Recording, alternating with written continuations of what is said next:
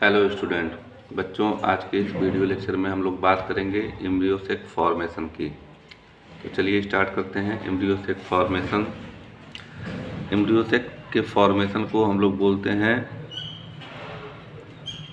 Monosporic development. Monosporic development.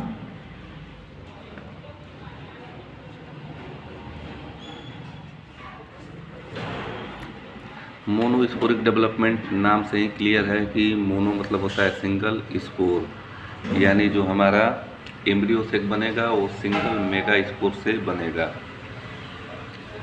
तो इसमें हम लोग नोट करेंगे कि formation of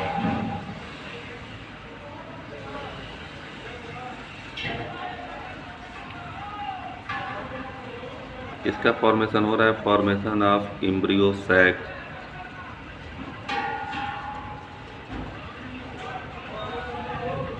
from single mega spore.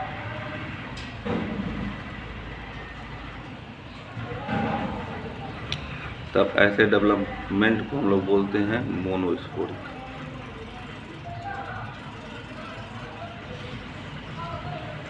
Previous video lecture में हम लोग देखा था कि मेगा स्पोर का जो होता था 4 टेट्राइड बनता था।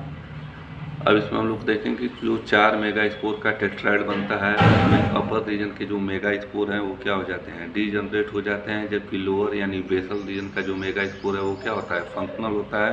और वही मेगा स्पोर क्या करता है, वो मेगा स्पोर जो है बाद में फंक्शनल मेगा स्पोर है और वही एम्ब्रियो सैक का फॉर्मेशन करता है।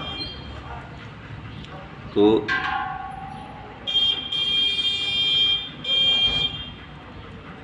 अपर मेगा स्पोर जो है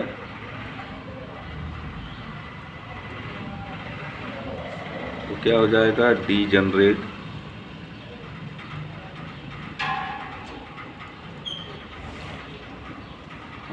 जबकि जो बेसल है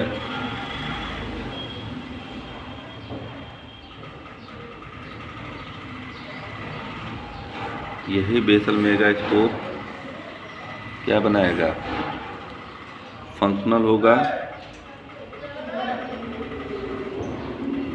इसको हम लोग फंक्शनल मेगा स्पोर भी बोलेंगे।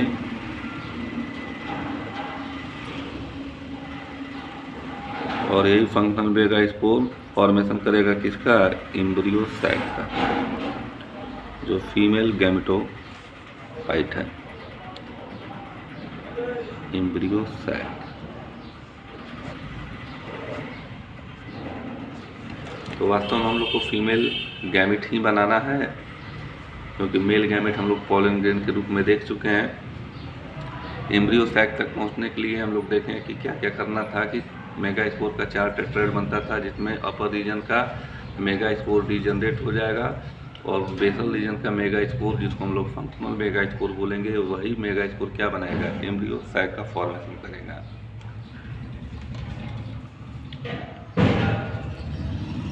डायग्राम में कुछ इस तरह रिप्रेजेंट करेंगे।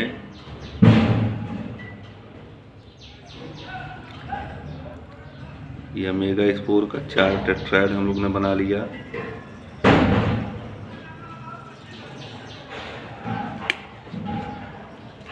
तो इसके चारों सेल्स हैं।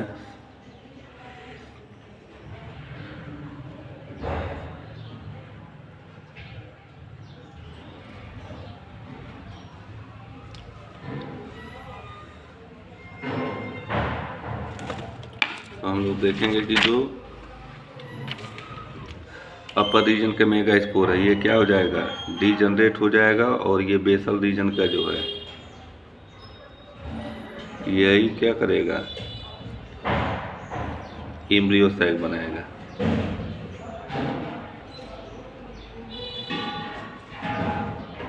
Basal mega spore.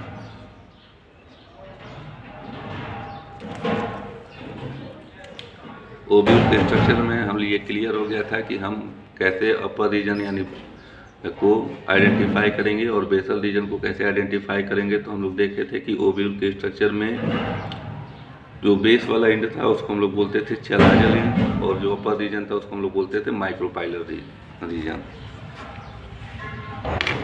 अब मोनोस्पोरिक डेवलपमेंट थोड़ा सा देख लेते हैं कि क्या हो रहा है मोनोस्पोरिक डेवलपमेंट में।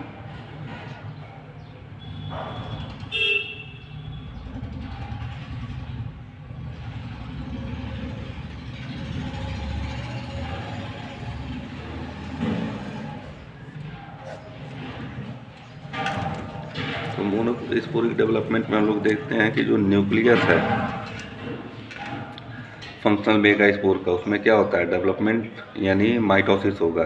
यानी न्यूक्लियस जो है, इस न्यूक्लियस में हम लोग देखेंगे कि क्या होगा, माइटोसिस।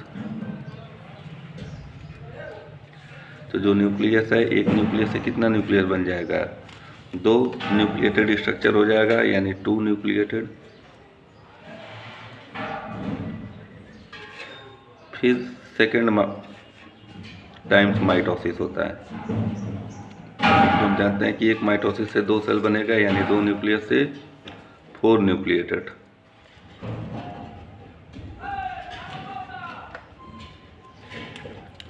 तो फिर देखते हैं कि लास्ट बार एक बार और माइटोसिस होता है। तो ये 4 न्यूक्लिएटेड से 8 न्यूक्लिएटेड का स्ट्रक्चर बनता है,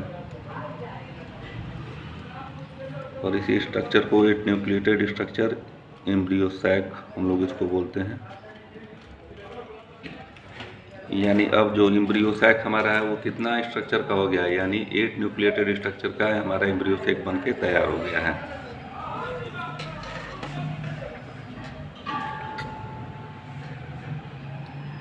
डायग्राम में कुछ देखते हैं इस तरह का।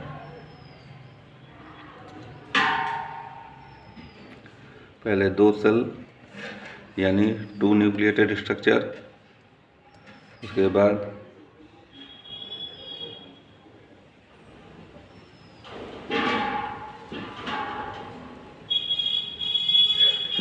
और लास्ट में लोग देखते हैं 8 न्यूक्लिएटेड स्ट्रक्चर बनके तैयार हो जाता है।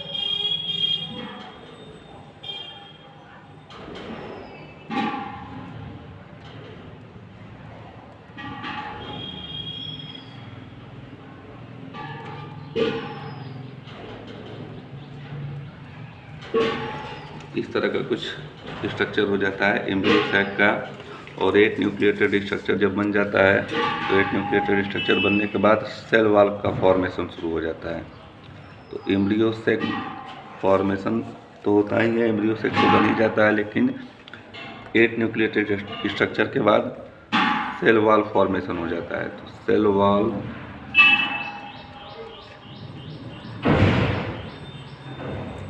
Formation take place.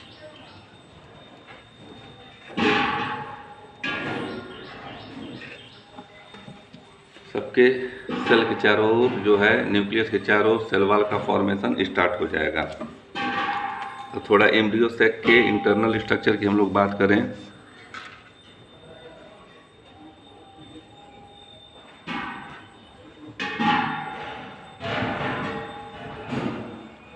Internal structure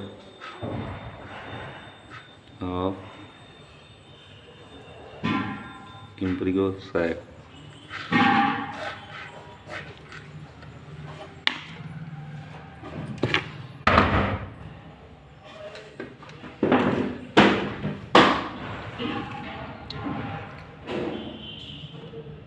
internal structure में हम लोग देखते हैं कि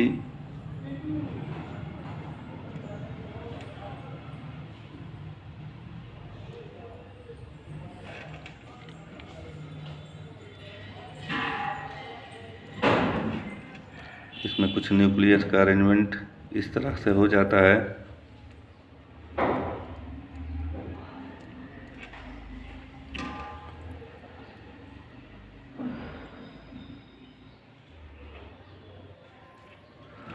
तो आप देखेंगे कि जो 3 जो न्यूक्लियस हैं जो बेसल रीजन की तरफ हैं, इनको हम लोग बोलते हैं एंटीपोडल सेल।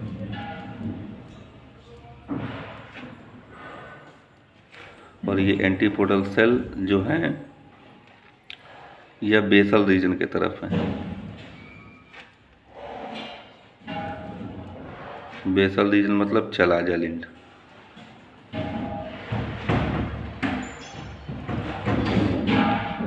बीच में हम लोग देखेंगे कि सेंट्रल सेल है,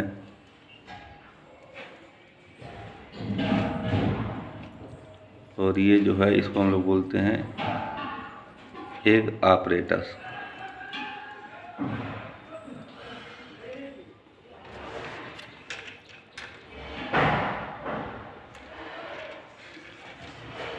एग आपरेटस में क्या क्या है, तो एग आपरेटस में हम लोग देखते हैं कि दो सेल जो है, दो सेल हम लोग बोलते हैं सिनर्जिड,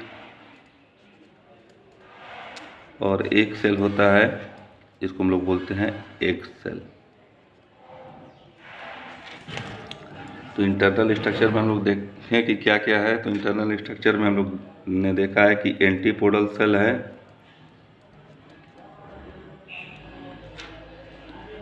इसका नंबर कितना है 3। उसके बाद सेंट्रल सेल है, सेंट्रल सेल का नंबर कितना है 2। और दो सिनर्जिड की सेल हैं,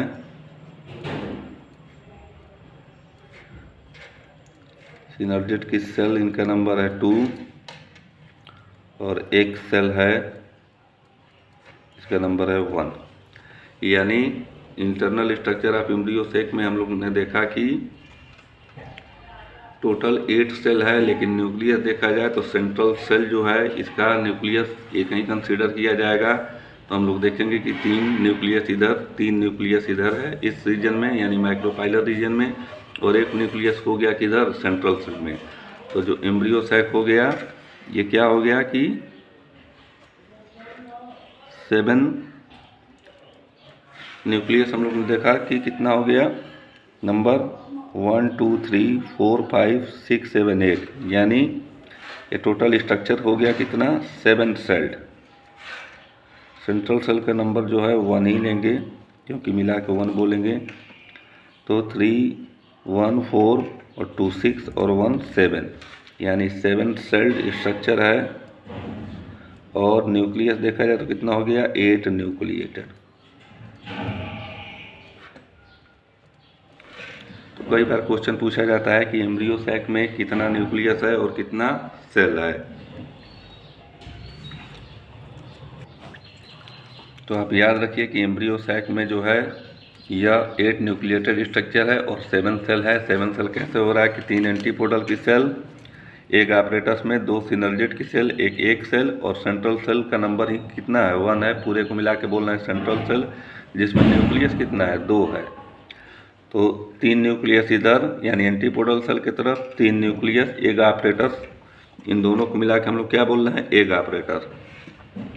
ये भी क्वेश्चन पूछा जा चुका है कि एग आपरेटस में कौन कौन सी सेल हैं। तो आप याद रखिए कि एग आपरेटस में 2 सिनर्जिड की सेल होगी, एक एग सेल होगी। 7 सेल्ड 8 न्यूक्लिएटेड स्ट्रक्चर है। इसको आप लोग नोट डाउन कर लीजिए।